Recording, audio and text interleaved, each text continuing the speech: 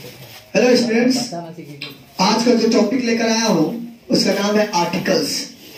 और देखेंगे इस आर्टिकल्स में मेरी कोशिश रही है कि उन सारे नियमों को रख दे जिससे आपके एग्जामिनेशन में बहुत हेल्प मिलेगा और हेल्पफुल होगा। तो चलिए यहाँ देखते हैं, ज्यादा समय न लेते हुए ये आर्टिकल्स के, और ध्यान देंगे, इससे शायद आपके सारे आर्टिकल से संबंधित जितने भी क्वेश्चंस होंगे सॉर्ट आउट हो जाएगा। तो चलिए यहाँ पहला क्वेश्चन है, ध्यान दीजिएगा। Newton discovered law of gravitation. Newton ने पता लगाया था गुरुत्वाकर्षण बल का।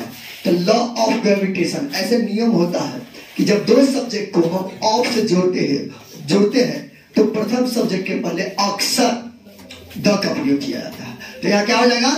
Newton discovered the law of gravitation. अगला है, देखेंगे, it is better off the to books. याद रखेंगे, जब दो वस्तुओं या दो व्यक्तियों में चॉइस दर्शाया जाता है, चुनाव दर्शाया जाता है, सिलेक्शन दर्शाया जाता है, वैसी परिस्थिति में उस कंपैरेटिव डिग्री के पहले द का प्रयोग करते हैं।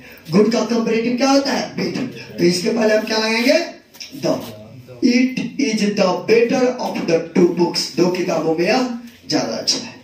आगे है, I want glass of water. ध्यान देंगे, ये सब नॉर्मल सी बातें हैं कि मैं एक गिलास पानी चाहता हूं या मुझे एक गिलास पानी चाहिए। तो ऐसी स्थिति में क्या करेंगे हम?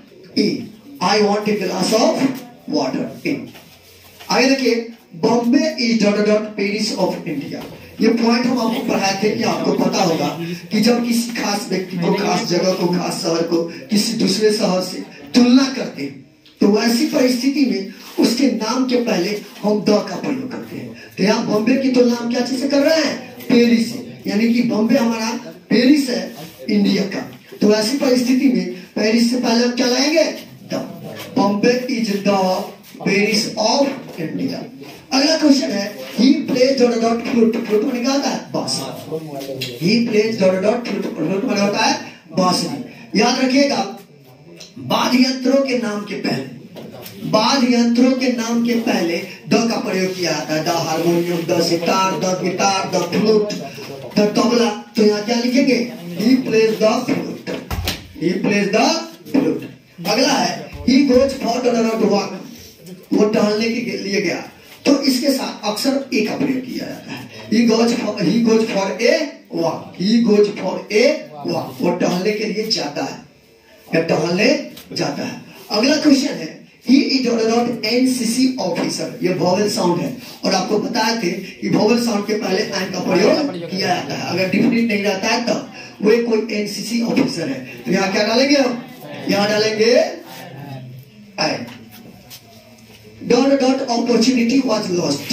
मौका खो गया, मौका गवा दिए। तो इसका मतलब क्या है? कोई अपॉर्चुनिटी आपको मिला था, जिस अपॉर्चुनिटी का आप फायदा न उठा पाए, वो डिफिनिट हो गया आपके लिए। और डिफिनिट में हम किसका प्रयोग करते हैं? द का। तो the opportunity was lost. The opportunity was lost. देखेंगे, ताजमहल इज हिस्टोरिकल प्लेस। हम बताया कि ऐतिहासिक भवनों के नाम के पहले, ऐतिहासिक भवनों के नाम के पहले द का प्रयोग किया जाता है। तो यहाँ क्या लिखेंगे? The Taj Mahal. The Taj Mahal is a historical place. Taj Mahal एक ऐतिहासिक जगह है। यहाँ एक वाला अर्थ आ रहा है, तो यहाँ क्या डालेंगे? A. The Taj Mahal is a historical place. पहले से I want cup of tea. मुझे एक कप चाय चाहिए। वो नॉर्मल सी बात होगी। तो एक कप चाय चाहिए या चाय चाहता हूं, तो ऐसी परिस्थिति में हम क्या डालेंगे? A. I want a cup of tea. A. अगला है, ही इज एफओ। यहाँ फॉरेस्ट ऑफिसर की बात कर सकते हैं। तो वोवेल साउंड है और वोवेल साउंड में क्या प्रयोग करते हैं? एन का। He is an FO. He is an FO. अगला क्वेश्चन है, ही इज कुरान। धार्मिक ग्रंथों के नाम के पहले, होली बुक्स के नाम के पहले हमेशा हम द का प्रयोग करते हैं। The Mahabharata, the Gita, the Veda, ये सब करते हैं। The Quran, the Bible. तो यहाँ क्या करेंगे? Here is the Quran। ठीक वही क्वेश्चन है, वैसा ही क्वेश्चन है। He likes Bible. बाइबल ईसाइयों के धर्म ग्रंथ को कहा जाता है। He likes the Bible. अगला क्वेश्चन है, there is urgent call। Urgent कब है? तो ये तो वोवेल साउंड है। तो वोवेल साउंड के पहले क्या लगाते हैं? There is an urgent call. Banaras is holy city, यहां कहना चाह रहे हैं बनारस एक पवित्र शहर है। तो बनारस एक पवित्र शहर है, तो ऐसी परिस्थिति में हम क्या डालेंगे? A. Banaras is a holy city. अगला क्वेश्चन है he is not honourable man, वह प्रतिष्ठित व्यक्ति नहीं। तो ऑनरेबल ये उच्चारण इसका हो रहा है वॉवल साउंड का, ऑनरेबल। तो ऑनरेबल के पहले क्या लगाएंगे? ही is not an honourable man, वह सम्मानित या आदरणीय व्यक्ति नहीं है। चलिए यहां देखते हैं, यहां क्वेश्चन है it is dot dot official letter, फिर वॉवल साउंड है, यह एक ऑफिशियल लेटर है तो वॉवल साउंड है, इससे पहले क्या लाएंगे? आए। You will be back in dot dot hour, hour ध्यान देंगे यहां आवर। यहां कहना चाह रहे हैं कि आप 1 घंटा में लौट जाओगे, तो वॉवल साउंड है आवर, तो आवर के वॉवल साउंड हो गया तो क्या लिखेंगे? I. You will be back in an hour. We should speak dot dot truth, we should speak dot dot truth, यानी हमें सच बोलना चाहिए। तो हमेशा याद रखिएगा स्पीक के साथ हमेशा द का, सॉरी ट्रूथ के साथ, ट्रूथ के साथ हमेशा द का प्रयोग किया जाता है। तो we should speak the truth, we should speak the truth. अगला है would you like cup of tea, would you like dot dot cup of tea, क्या आप एक कप चाय पसंद करेंगे?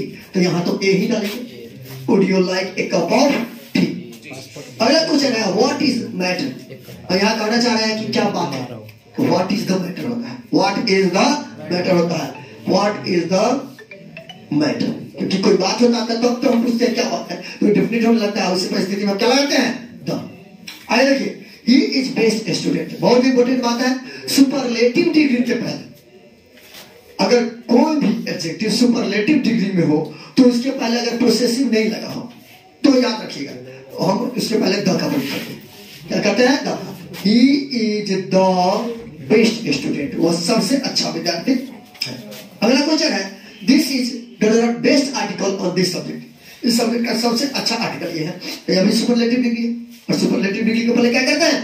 द का प्रयोग करते हैं। किसका प्रयोग करते हैं? द का। आगे देखेंगे बच्चों, he likes to read dot dot times of India. हम बताए थे न्यूज़पेपर्स के नाम के पहले द का प्रयोग किया जाता है। तो he likes to read the times of India, the Hindustan Times, the Hindu, इन सब के पहले क्या लगता है? The.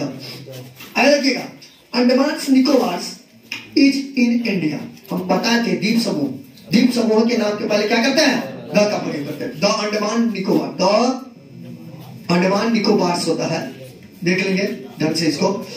Is in India. Ram came dot train, इसको ध्यान देंगे, इससे कुछ दो तीन प्रश्न आते हैं।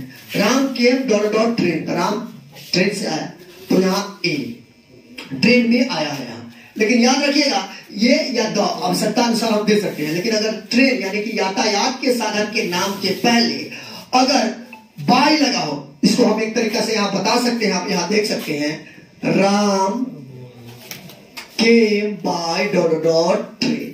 अगर ऐसे क्वेश्चन आए तो यातायात के साधन के नाम के पहले अगर बाय लगा हो तो वैसी परिस्थिति में वहां किसी भी आर्टिकल का प्रयोग नहीं किया जाता है। बहुत इंपॉर्टेंट बात है, याद रखिए यातायात के साधन के पहले अगर बाय लग जाए तो किसी भी आर्टिकल का हम प्रयोग नहीं करेंगे। और आपके जो एग्जामिनेशन होंगे उसमें ए एंड द और नन ऑफ दीज दिया रहेगा, तो वैसी परिस्थिति में हम नन ऑफ दीज का प्रयोग करेंगे। तो चलिए आगे देखते हैं। आगे है Kalidas was dot dot of India, वही हम बताया किसी खास व्यक्ति को खास व्यक्ति से तुलना करते हैं, खास समय में खास काम के लिए, वैसी परिस्थिति में वहां हम द का प्रयोग करते हैं। तो Kalidas was the Shakespeare of India.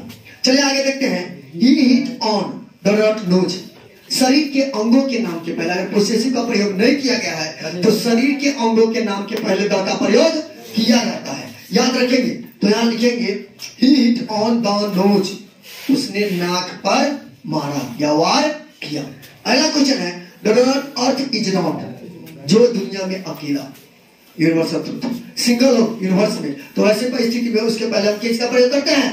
The का। The earth is round, the earth is round, यहां लिखा है the earth is round. Rani is the most intelligent student. Rani सबसे तेज विद्यार्थी। तो फिर सुपरलेटिव हो गया। मोस्ट इंटेलिजेंट क्या होता है? सुपरलेटिव। और सुपरलेटिव डिग्री के पहले किसका प्रयोग करते हैं? द का। तो Rani is the most intelligent student. Rani is the most intelligent student. अगला है the man standing at the door is my brother. ध्यान देंगे, मैन शब्द से 2-3 क्वेश्चन आते हैं, इसको मैं फिर बताना चाहूंगा। The man standing at the door is my brother. जो आदमी दरवाजे पर खड़ा है वो मेरा भाई है। अगर मैन शब्द से डेफिनिट व्यक्ति का बोध होता हो, ध्यान देंगे, अगर मैन शब्द से डेफिनिट व्यक्ति का बोध होता है तो ऐसी परिस्थिति में उस मैन शब्द के पहले हम किसका प्रयोग करते हैं? द का प्रयोग करते हैं। द यहाँ क्या लाएंगे? The.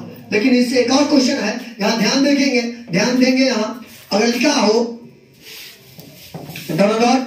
Man is मॉर्टल, man is मॉर्टल, बहुत बार पूछा हुआ क्वेश्चन है इंटर में और आगे भी पूछा जाता है। जब मैन सबसे पूरे मानव जाति का बोध होता है, आदमी मननशील होता है, ये सारे के लिए होता है, पूरे मानव जाति का बोध होता है। तो जब मैन शब्द से जब मानव जाति का बोध होता है वैसी परिस्थिति में उस मैन शब्द के पहले किसी भी आर्टिकल का प्रयोग नहीं करते हैं। यहाँ किसी भी आर्टिकल का प्रयोग नहीं किया जाएगा, याद रखेंगे। एक और क्वेश्चन आता है dot man is calling you.